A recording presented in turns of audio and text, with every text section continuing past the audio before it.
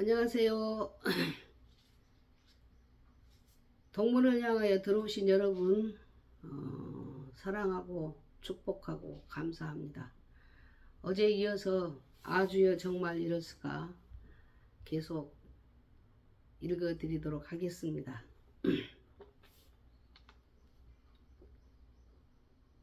아버지여, 이 일로 결단코 저들의 조롱거리가 되거나 하나님의 영광을 가려우지 말게 하옵시고, 지난날 요셉의 생활을 통하여 그 주인이 하나님이 함께 하심을 보았다고 하심과 같이 저희들의 삶을 통해서도 이웃과 친지들에게 살아계신 하나님을 똑똑하게 보여줄 수 있게 하옵소서. 나는 하나님을 의지하는 마음은 더욱 굳어만 갔다. 보호자까지도 면회가 통제되는 중환자실의 부담 때문에 일반 병동으로 옮겨달라는 나의 청구가 허락되어 23일 만에 일반 병실로 옮기게 되었다. 웬일일까? 그날 밤 한기가 나 오들오들 떨면서 열이 40도까지 오른 것이다. 의사를 불러왔으나 그 이유를 알지 못했다. 얼음 주머니로 베개를 하고 물수건을 머리에 얹어도 열은 내리지 않았다. 견디다 못해 간호사에게 부탁하여 해열제를 도약하였으나 열은 내리지 않았다. 곧 죽을 것만 같아 당황하지 않을 수 없었다. 밤새도록 그를 지켜보면서 뜬 눈으로 나를 세웠다. 새벽쯤 되니 약한 몸에 머리도 아프고 피곤이 겹쳐 몸을 가눌 수가 없었다. 정말 환자를 간호한다는 것이 무엇보다 어렵다는 것을 상식으로 알고 있었지만 몸소 체험하니 실감이 났다. 이튿날 목사님께 전화를 걸어 기도를 부탁하였더니 당장 오셔서 기도를 간절히 해주시고 놀랍게도 열이 내려 정상을 회복하게 되었다. 육체적으로 정신적으로 신경을 써서인지 내가 허리가 아프기 시작하였다. 원래 아픈 허리였지만 5분 이상 앉아있을 수도 힘을 쓸 수도 없이 허리가 너무나 아픈 것이었다. 그렇게까지 아픈 허리는 내 생전 처음 맛보았고 또 아플까 겁날 정도의 아픔이었다. 이렇게 고통스러운 몸을 이끌고 일어나지도 못하는 남편을 간호하며 가정의 두 딸을 돌보며 가정으로 병원으로 뛰어다니다 보면 심신은 지치고 너무 고달퍼 쓰러져 눕고 싶을 때가 한두 번이 아니었다. 그이는 누워서 대소변도 보고 밥도 떠먹여야 했다. 병원에서 나오는 식사만으로는 영양 공급이 부족하기 때문에 집에서 곰국이나 몇 가지 반찬을 준비하여 날마다 2번씩 갖다 날랐다. 이런 생활이 3개월. 말이 쉽지 정말 힘들고 고달픈 일이었다. 그러나 나는 중심에 감사와 감격이 있었기에 조금도 짜증이나 불만이 없었고 기쁜 마음으로 하나님이 주신 능력으로 잘 이겨낼 수 있었다. 내가 고생됨은 둘째 문제고 평소에 부지런하여 몸이 불편하기 전에는 누워 계시는 법이 없었고 일하기를 좋아하시는 성격에 24시간 계속 누워만 있어야 하니 답답하고 견디기 힘들어하는 남편. 일어나서 휠체어라도 타고 다녔으면 좋겠다고 하면서 답답해 어쩔 줄을 모른다. 그래서 그런지 신경이 곤두서 조그만 일에도 신경질을 잘 부려 갈수록 간호하기가 힘들었다. 그러나 신앙의 말씀으로 이로 권고하면서 마음을 평안케 하기 위하여 최선을 다하였다. 하루는 조그만 일이 시비가 되어 병원 수녀와 충돌이 생기게 되어 내 가슴을 떨리게 만들었다. 교우들이 면회를 자주 오셔서 교인이라는 것을 옆에 있는 환자들이 다 알고 있는 처지에 혈기와 분노로 싸우게 되니 나는 참으로 몸도 바를 몰랐다. 일은 더 크게 벌어져 다른 병원으로 옮기겠다고 소리를 치며 내가 안 옮겨주면 자기가 기어서라도 나가겠다고 흥분하는 것이었다. 지켜보던 나는 떨리는 가슴을 움켜쥐고 이 일을 어떻게 수습할까 생각하다가 모든 문제를 해결해 주실 분은 오직 하나님밖에 없다는 것을 믿고 기도실로 뛰어갔다. 눈물을 흘리며 하나님께 간구했다. 아버지여, 저희들을 불쌍히 여기소서. 저희들의 분노와 혈기를 용서하여 주시고 십자가에 죽기까지 저희들을 사랑해 주시면서 너희도 서로 사랑하라고 말씀하신 주님의 명령을 따라 모든 일을 사랑하게 하옵소서. 주여, 이 문제를 지혜롭고 슬기롭게 잘 해결토록 도와주시옵소서. 한참 동안 드리던 기도를 끝마치고 병실로 들어가 그 일을 설득하기 시작했다. 여보, 이 세상 모든 사람들은 모두 다 나의 은인으로 생각하고 살아야 합니다. 더구나 당신을 치료하고 돌보는 의사나 간호원은 더 큰 은인이 아니겠습니까? 죽음에서 살려준 하나님의 사랑을 생각하여 서로 용서하고 사랑하는 것이 하나님의 뜻이 아니겠습니까? 여러 가지 설교 아닌 설교를 하였더니 직선적이면서도 순진한 그이는 곧 후회하면서 자신을 채찍질하며 그 수녀와 화해하고 사랑할 수 있게 되었다. 모든 것이 하나님의 역사인 것을 믿으며 아내의 내조가 중요하다는 것도 깨달을 수 있었다. 얼마 후 일어나 앉기도 하며 소변도 본인이 조종할 수 있게 되어 휠체어 정도는 탈 수 있을 만큼 치료의 진전이 있었다. 이렇게 되기까지는 4개월. 지루한 병원 생활에 견디기 힘들어하는 그 일을 지켜보면서 걸을 수 있게 될 것이라는 확신으로 가득하여 절망과 좌절 속에 회의를 느끼는 그에게 하박국의 말씀을 들어 용기를 주었다. 하박국이 악인이 흥하고 의로운 자가 고난을 당하는 불공평한 현실을 보고 항의 아닌 질문을 하나님께 드린다. 여호와여, 주께서는 눈이 정결하심으로 악을 참아보지 못하시며 패역을 참아보지 못하시거늘 어찌하여 괴율한 자들을 방관하시며 악인이 자기보다 의로운 사람을 삼키되 잠잠하시나이까? 이 질문에 대하여 하나님께서 대답하시기를 좀 더 기다려 보아라. 의인은 오직 믿음으로 산다고 말씀하신다. 그렇다. 우선은 악인이 흥한 것 같고 잘된 것 같으나 하나님을 섬기며 기다려 보면 결과를 보아 하나님이 살아계심을 알 수 있다는 말일 것이다. 지금 나에게 내 하나님이 어디 있느냐고 비웃는 사람들도 있을 것이다. 맨주먹으로 포항해와 숱한 고생 끝에 13평짜리 아파트를 구입하여 이사 온 지 얼마 안 돼 이런 사고를 당하였으므로 이웃 사람들은 이사를 잘못 와서 그런 것 아니냐고 점을 쳐보라고 공고하는 사람도 있었다. 이웃과 친지들은 말 없는 박해 속에 폴리캅 감독의 유명한 말씀을 생각하였다. 그는 가이사 황제에게 분향하고 그리스도를 저주하고 욕하면 살려주겠다고 할 때에 내가 86년간 그를 섬겨왔지만 그는 한 번도 나를 해롭게 한 일이 없는데 어찌 나를 구원하신 나의 왕을 저주하고 욕할 수 있겠습니까? 하면서 장작더미 위에서 화형을 당하였다고 한다. 나도 22년간 주님을 섬겨왔지만 주님은 한 번도 나를 해롭게 한 일이 없으며 도리어 무진장의 축복을 주신 하나님께서 이 일 후에도 분명 하나님의 뜻이 숨겨 있을 것을 확신하였다. 그저 주어진 일들을 감사한 마음으로 기쁨으로 감당하며 사고 당일 주일날 예배만 제외하고는 어떠한 일이 있어도 예배에 꼭꼭 참석하였다.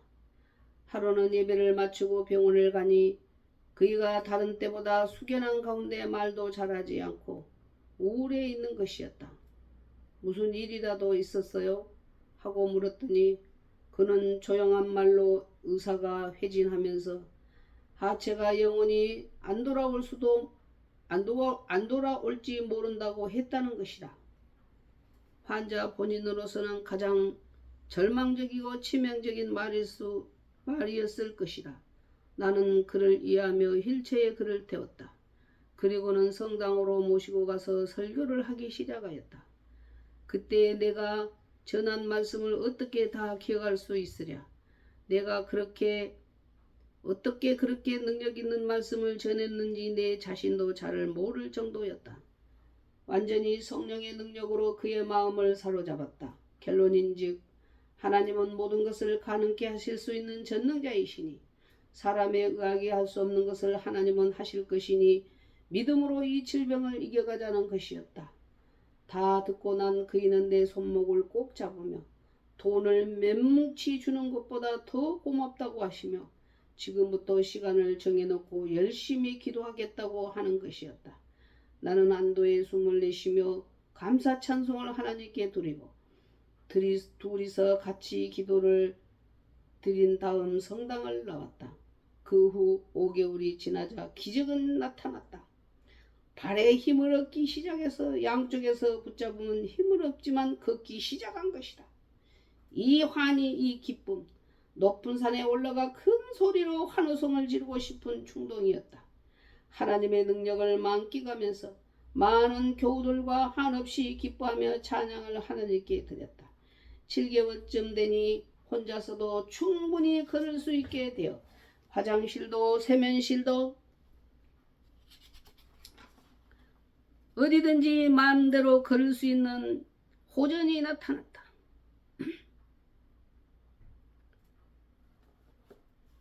의사도 간호사도 의아해하는 모습으로 내 앞에서 한번 걸어보라고 한다. 뒷모습을 보고 계시던 담당 의사가 고개를 가위뚱한다. 신기하다는 것이다. 자기가 알고 있는 의학 상식으로는 저렇게 빠른 회복이 있을 수 없다는 얘기다. 척추 이상으로 오는 마비는 몇 년이 걸려도 돌아올 듯 말 듯 하는데 놀랍다는 것이다. 의사의 입장에서 볼 때는 이상하고 신기할지 모르나 우리 입장에서 볼 때는 조금도 이상할 것이 없었다. 왜? 하나님께서 하시는 일이시기 때문이다. 하나님 앞에 엎드리 너무너무 감사의 감격에 눈물만이 흘러내리며 앞으로 더욱 주님을 위해 살아야겠다는 다짐이 용솟음쳤다. 혼자 걸을 수 있으니 혼자 두고도 내 볼일도 보러 다닐 수 있었고 밀린 집안일도 하나씩 정리하며 자유롭게 병원에 드나들 수 있게 되었으니 모두가 하나님의 은혜가 아니겠는가. 이젠 물리치료도 정기적으로 하니까 회복은 점점 빨라져 가고 있었다. 아멘. 그런데 이 기쁨이 채 가시기도 전에 생각지도 않는 일이 발생했다. 그것은 산재 환자가 되어 모든 치료비와 급여도 노동부에서 전담하는데 9월 2일부로 인천 산업재활원으로 이송하려는 노동부의 지시였다. 그곳은 산업전선에서 일하다가 재해를 입은 자들만 수용하여 치료하는 병원으로 물리치료 시설이 우리나라에서 제일 잘 되어 있다고 한다. 이때가 만 8개월. 포항에서 인천까지의 거리는 고속버스로 약 6시간 정도 소요되는 장거리인데 하나님께서 이렇게 먼 곳으로 보내심은 또 무슨 연유일까? 어떻게 표현할 수 없는 착잡한 심정이었다. 그러나 모든 것을 하나님의 뜻으로 믿고 혼자서 걸을 수 있게 된 이 시점에서 옮기게 된 것을 다행스럽게 생각하며 하나님께 감사했다. 만약에 걷지 못할 때 같으면 보호자가 한 사람 있어야 되기 때문에 내가 같이 가서 있어야 될 텐데 유치원 다니는 큰애가 있고 재정적인 문제도 감당할 수 있는 형편이 못 되기 때문이다. 감당할 수 있는 시험밖에는 주지 않는다는 하나님의 말씀이 우리에게 적용되는 것 같았다. 8월 30일 그러니까 인천 재활원에 입원하기 이틀을 앞두고 포항 성모병원에서 태운 수속을 밟아 8개월 만에 치료와 간호로 돌봐주셨던 고마운 의사 선생님과 간호원들에게 작별 인사를 나누고 병원 문을 나섰다 왔다. 뜨거운 햇살을 받으며 병원 앞에 정원길을 둘이서 걸어 나오는데 그때의 감격과 기쁨을 그 무엇으로 표현할 수 있을까? 내가 알고 있는 글재주로는 그때의 환희에 찬 심정을 그대로 나타낼 수가 없을 것 같다.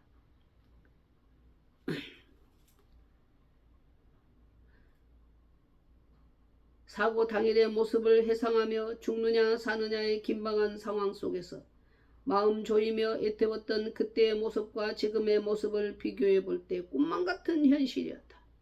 이 병원을 수개월 동안 드나들면서 과연 이 병원에서 살아서 나가게 될 것인가, 걸어서 나가게 될 것인가, 그렇지 않으면 혈체를 타고 무거운 심정으로 세상 앞에 부끄러운 모습으로 나가게 될 것인가를 하루에도 몇 번씩 생각하며 8개월을 하루같이 하나님께 간구하며 쾌유를 기다렸던 오늘, 그 애는 지금 걸어서 나가고 있는 것이다. 정말 감격의 순간이었다.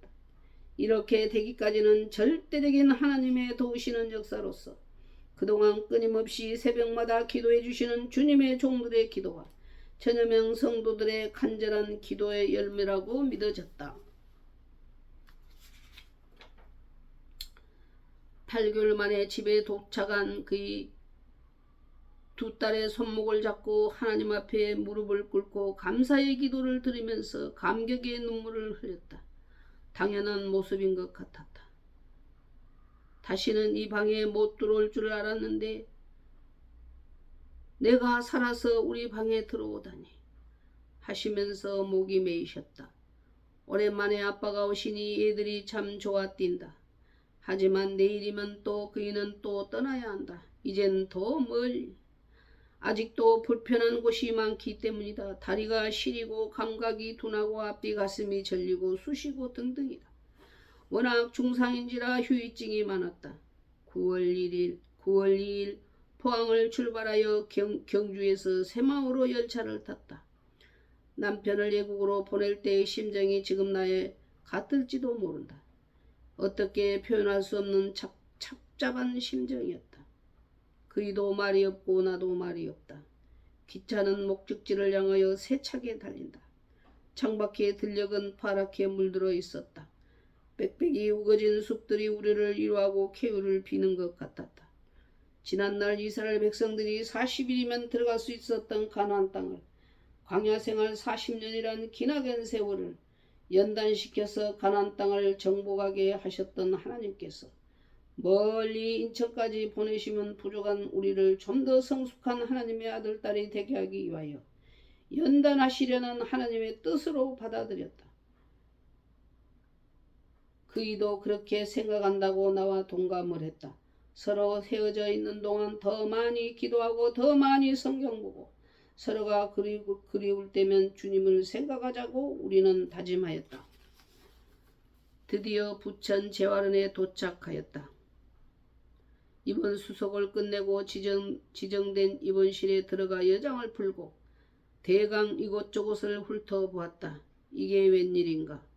전신마비를 비롯하여 양다리 혹은 한쪽 다리가 절단된 자, 팔이 절단된 자, 하체마비로 휠체어를 타고 다니는 자 등등의 환자들로서 너무나 처참한 신체 장애자들이 눈에 띄었다. 그이는 그분들한테 비하면 아무것도 아니라는 것을 직감할 수 있었다. 여기에서 나는 더 큰 감사의 기도를 하나님께 드리며 이들에게도 주님의 평강이 임하여 세상에서 좌절하지 않고 소망 중에 살기를 하나님께 기도했다. 그이가 여기서 머무는 동안 불쌍한 저들에게 복음을 전하여 새로운 삶을 찾을 수 있도록 하시라고 부탁을 했다. 거기서 1박을 하고 아무것도 염려하지 마시고 하나님께서 주신 연단인 줄 믿고 규칙적인 기도 생활과 말씀 상고를 당부하고 병원 문까지 배웅 나온 그이를 뒤에 두고 포항집을 향해 무거운 발걸음을 옮겼다. 아버지여, 그이를 아버지 손에 맡기고 떠납니다. 이곳에서 깨끗하게 완치되어 기쁨으로 귀가하게 하옵소서. 떠나는 이때의 심정은 여기에 글로 변하지 않는다 하여도 누구든지 짐작이 갈 줄로 믿는다. 집에 도착했다.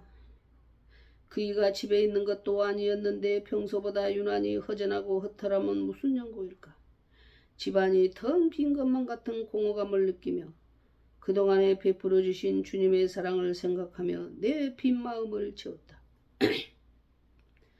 그토록 힘들고 어려운 간호생활 중에 건강한 체질이 아니었는데도 한 번도 몸져 눕지 않냐고 건강을 지켜주신 하나님께 감사하면서 건강했을 때에 부지런히 일해야겠다고 생각하였다. 그이가 인천 재활원으로 옮긴 지 한 달이 되었다. 오늘은 여기까지 하겠습니다. 다음 재밌는 이야기가 또 펼쳐집니다. 내일 또 여러분 찾아뵙겠습니다. 어떻게 은혜가 좀 되었습니까? 살아계신 하나님 우리와 함께 하십니다. 우리는 오직 믿음으로 고난을 잘 이겨내고 하나님의 영광을 나타내기를 원합니다. 다리가 후덥지근합니다. 건강들 잘 챙기시고 다음 시간에 또 남은 글 읽어드리도록 하겠습니다. 감사합니다. 건강하십시오.